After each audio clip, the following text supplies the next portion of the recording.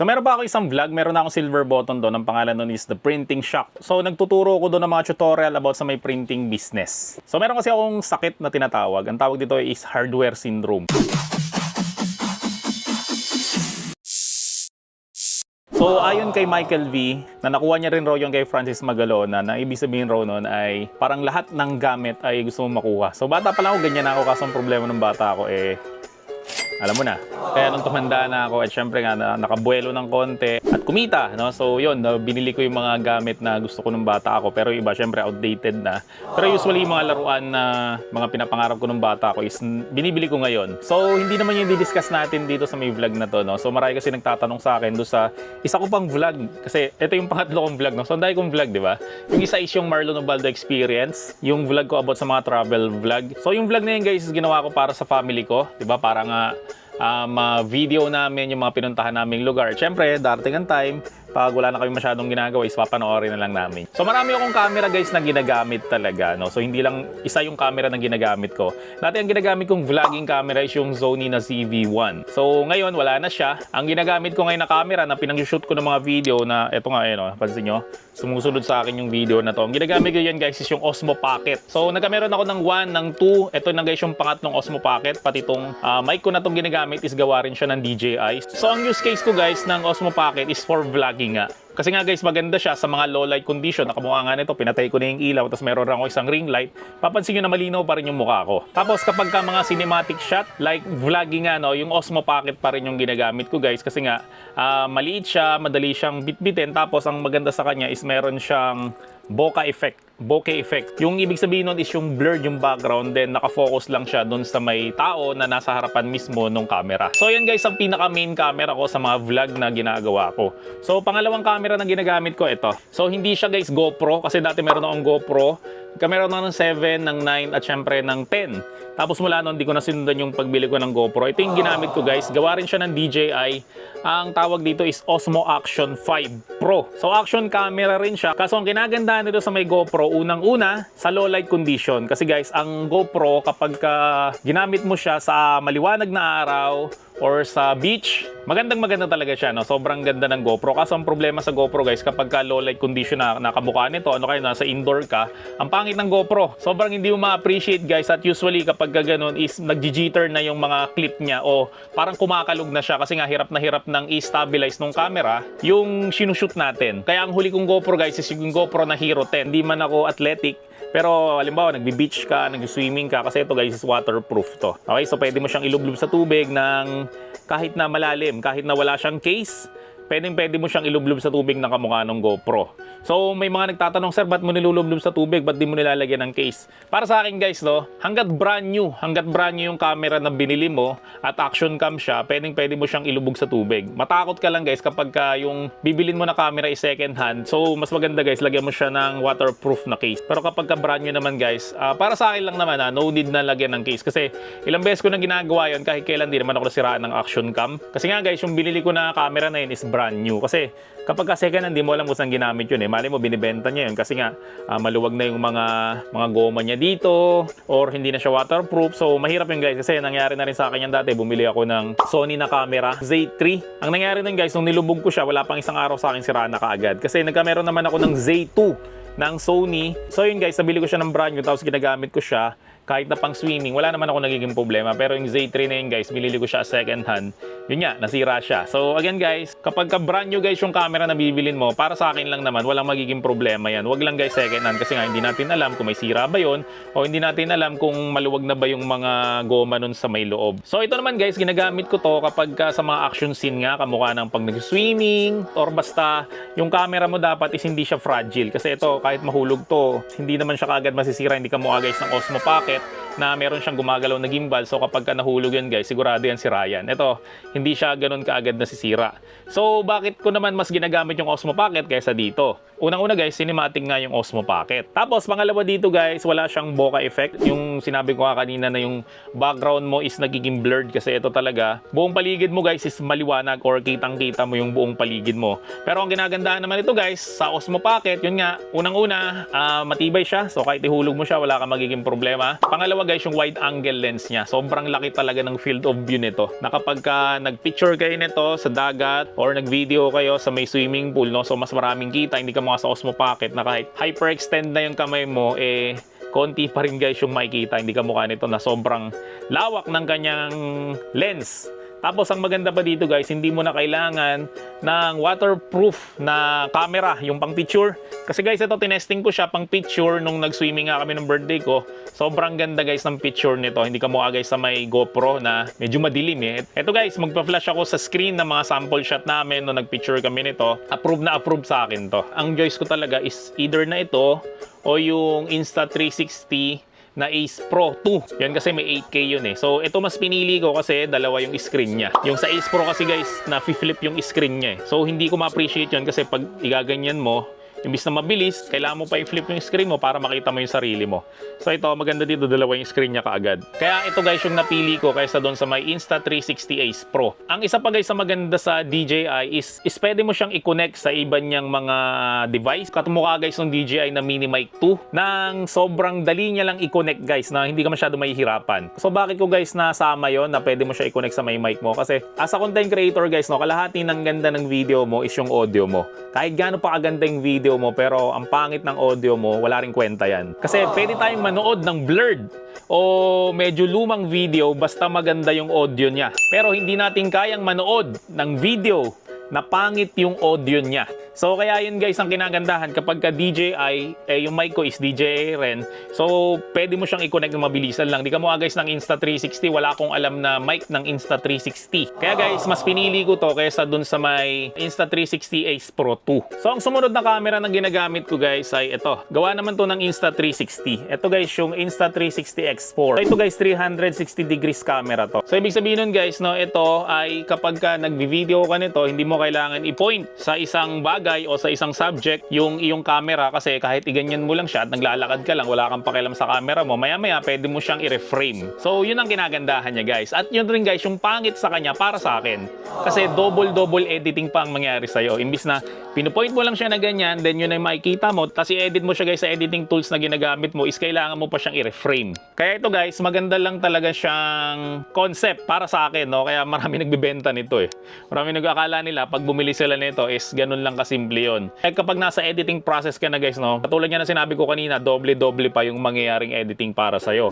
So ginagamit ko to guys, unang-una kapag ka merong birthday. Kasi tatayo ko lang yan na ganyan, tapos nagkakantahan yung mga may birthday kahit na nakapaikot yan, hindi mo na kailangan ituro yung camera kung saan mo gustong ituro. Kasi nga tulad na sinabi ko kanina, lahat ng angle is nakukuha niya. So kapag kaya upload mo lang naman sa FB mo yung birthday song, is pwede mong i-edit lahat ng kumakanta sa'yo o lahat ng mga tao doon is makikita mo sa may frame. Pangalawa guys, na maganda dito, syempre waterproof siya. So pwede mo siyang dalhin sa may beach or sa may swimming pool. Ang problema naman guys sa pagiging waterproof niya is 360 camera nga siya. So kailangan mo pang bumili ng waterproof case nito. Yung original guys yung bili nyo kasi may nabili ako nito na hindi siya original. Parang OEM lang siya ng Insta360. Hindi umepek. Okay? Kasi nga guys, 360 cam to. So kapag ito lang ginamit mo sa may ilalim ng tubig, wala kang makikita. Para itong bulag sa ilalim ng tubig. So yung waterproof case nito guys, alam ko mga 6,000 pesos yata, no? So another gastos na naman yon. So ang isa pang gamit nito guys ay halimbawa yung ginamit ko to sa may rides, sa mga carnival rides, no? Kasi mahirap mag-video doon, baka mahulog, tapos tingin ka ng tingin sa camera, tapos tinututukan mo pa yung mga gusto mong ma-videohan. So baka mahulog to, baka madisgrasya pa. So ito guys, yun yung magandang use case nito. And isa pa sa pinagamitan ko nito is nagpunta kami ng Hong Kong, yung sumakay kami ng cable car. So nilabas ko siyang ganyan, kaya kitang-kita yung buong cable car at kitang-kita yung buong paligid, tapos pwede mo siyang i-reframe. At isa pa sa maganda dito guys, so itong selfie stick na to is invisible siya. So pag nag-shot ka ng ganyan guys, parang nakalutang lang yung camera, hindi guys makikita to, itong selfie stick na to. So makikita na nakaganyan yung kamay mo, yan, pero ito wala to sa camera. So para kang sinusundan ng drone. So yun lang ang pinagagamitan ko talaga nitong Insta360, mga trick shot lang na tinatawag. Pero for main camera, hindi ko siya masyadong ginagamit kasi Kasi nga guys, dun sa dahilan na yun nga kinagandahan niya rin at the same time meron yung pangit sa kanya, di ba? Yung pag nag-shoot ka nito guys, i-reframe mo pa siya later.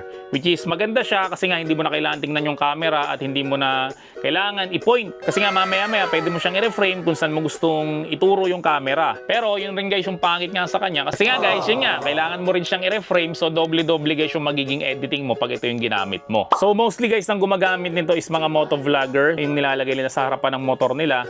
Yung iba naman guys, ang gumagamit nito is yung mga nagbabike, yung mga hindi nila masyadong pwedeng hawakan yung camera nila.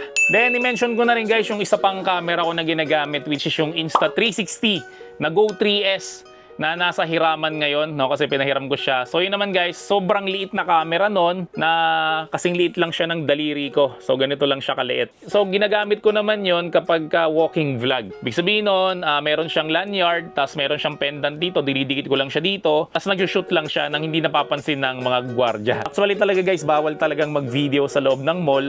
Nung nagpunta ako ng SM Baliwag, nakakabit siyang ganyan, tapos nakasabit to sa leeg ko. So sinita ako ng guard. Pero pag yun yung gamit nyo guys, no, para kang walang bit-bit na camera kasi nga sobrang liit niya lang. Then next ko naman guys na ginagamit ay drone naman. Dati meron ako guys na drone, yung Hover X1. So binenta ko na siya. Ang pinalit ko sa kanya guys is DJI rin, no? So mapapansin nyo, mahilig ako sa mga DJI na products kasi nga pwede mo siyang i-connect. So ito guys, yung isa sa mga drone na ginagamit ko, ito yung DJI Neo. So maganda to guys kapag mag-upload ka lang ng mga drone shot sa social media kasi unang-una hindi niya kailangan ng remote. So kahit ito lang yung dala-dala mo at maliit lang siya, kasi laki lang siya halos ang palad ko, pwede na tong lumipad. Ito, pakita ko sa inyo ha. So gagawin mo lang guys, is tapat mo lang siya sa mukha mo para ma-detect niya yung mukha mo. Then pwede mo na siyang paliparin ng walang remote. So pipindutin ko lang to. Yan.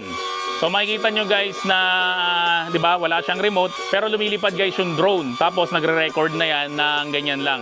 Tapos kapag gusto mo siyang palapagin, lalagay mo lang kamay mong ganyan, lalapag na siya. So, ito pa yung mga pwede niyang gawin to. So, follow guys, ibig sabihin nun, pag pinalipad mo to, tapos tumakbo ka o nagbabay ka, susundan ka nito. Huwag lang masyadong mabilis, kamukha sa motor. So, hindi siya pwede sa motor kasi hindi niya kayang ganun kabilis. Sumunod naman, ang drone naman guys, pag pinalipad mo siya, ang gagawin nito, lalayo siya pataas. Di ba? Yun yung usually nakikita nyo, lalong-lalo na sa may kapuso mo, Jessica Soho, yun yung ginagamit doon, drone. Then, sumunod naman, circle naman guys, kapag pinalipad mo siya, lalayo siya ng konti sa'yo, tapos iikot siya, paikot sa'yo. Then sumunod, yon rocket naman. Ibig sabihin nun, kapag pinalipad mo siya, lilipad siya pataas. Mataas na mataas, tapos uuwi ulit sa'yo. Then sumunod, yon yung spotlight, yung ginawa natin kanina. So ibig sabihin nun guys, pag pinalipad mo siya, naka-steady lang siya na ganyan. Tapos kapag pupunta ka sa kanan niya, pupunta rin siya sa kanan, ganyan. So kapag pupunta ka sa likod niya, iikot siya patalikod sa'yo. Yan, mga custom shot to. Ito yung ginamit ko na helix. Ibig sabihin na to, iikot siya na parang spiral. Tapos, nangyari sa akin noong nakaraan, is sumabit siya sa puno. So, wag ka guys, huwag kapalipad ng drone kapag may mga puno sa paligid mo kasi hindi dito nadidetect yung mga obstacle. So, maganda pa sa drone nito guys, no, mura lang to. Yung drone na to, kung yung drone lang yung bibilin mo, mga 10,000 pesos lang to, makakabili ka na kagad ng drone. Kung gusto mo guys, remote control, pwede siyang remote control ng DJI. Pwede rin mo siya guys, i-remote control using your cellphone. Kaso kapag cellphone lang yung ginamit mo, hindi mo siya pwedeng palayuin. Kapag ka DJI na remote control naman yung ginamit mo, pwede mo siyang palayuin. Kaso ang problema naman dun guys, ay medyo magaan to, so madali siyang tangayin ng hangin. So dahil nga guys, napansin ko na madaling liparin tong DJI Neo na to, is bumili pa ako ulit ng isa pang drone. Ito yung tinatawag na DJI Mini 4K. Sabi nila is DJI Mini 2 raw to, tapos ni-rebrand lang ng ginawang 4K kasi yung DJI Mini 2 ay hindi siya 4K, no? So ngayon 4K na siya. So ito siya guys. Ito yung drone na ginagamit ko kapag malakas yung hangin or kapag kailangan ko talagang paliparin, no? Pero ito guys is meron siyang remote. Yun naman yung ayaw ko guys sa drone, no? Kasi meron pa siyang remote. Di kamukha nung Neo na wala na siyang remote. So kahit yun lang yung dala mo, makakapag-shot ka na ng mga drone shot nang hindi ka nag-aalala kung baka mamaya hindi na bumalik sa yung drone mo. Yan. So ito guys yung Mini 4K. Kamukha nung nag-swimming kami nung nakaraan, ito yung ginamit ko na drone shot dun sa mga wave, no? Kasi ito medyo mabigat to, 249 grams. So itong Neo guys, no, 135 grams lang siya eh. So mas magaan siya dito. Pero ito talaga mas gusto ko tong dinadala kaysa dito kasi mas hassle tong dalin eh. Nakita niyo naman yung bag niyan, laki, 'di ba? Hindi kamukha nito na ang liit lang lalagyan nito. So ang isa pa sa kinagandahan nito is mas maganda yung kanyang video quality kaysa dito. Ito talagang pang social media lang. Ito guys, pwede talaga to sa mga vlog na mga shot. Yung nga lang medyo palpak talaga ako magpalipad ng drone. Ito guys, napasabit ko na to sa may puno. Tapos ito naman ay napalipad ko siya dun sa may bukid dun sa aming lugar. Buti na lang yung isa sa mga pinsan ko is alam yung lugar na yon kaya na-retrieve ko pa siya. Ang kinagandaan naman yan guys, no, kapag ka ito ay lumipad sa isang lugar tapos di mo alam kung saan yun, makikita mo naman sa may mapa nung app mo kung saan guys lumapag yung drone mo. Pag binili mo to guys, kasama na yung Fly More combo, alam ko nabili ko lang to ng mga 21 or 24,000. So yan guys yung mga camera na ginagamit ko. So unang-una nga guys yung Osmo Pocket, which is yung main camera ko na usually yun yung ginagamit ko talaga sa mga vlog ko kahit na sa mga labas, yun yung ginagamit ko. Pangalawa naman guys yung DJI Osmo Action 5 Pro na ginagamit ko naman sa mga action shot kapag kailangan ng mga rugged na mga situation like swimming, like beach, no, yon, pwede yon. Then sumunod ko naman na camera, ito nga, Insta360 X4 na ginagamit ko lang sa mga trick shot. So ito guys yung pinaka madalang kong gamitin na camera. Then yun nga, meron akong dalawang drone which is itong DJI Neo. Yan na ginagamit ko for social media uploading lang. And syempre kapag ka drone shot talaga, ito naman DJI Mini 4K. So kung gusto mo guys, bumili rin ng mga camera na to para makapagsimula ka ng iyong vlog or for personal use lang guys, no? So maglalagay ako ng link sa may description section ng video na to kung saan ba to nabibili at make sure lang guys na yung link na yun ay i-click nyo para siguradong hindi kayo ma-scam at ito talaga guys yung mga dumating dyan sa may bahay nyo.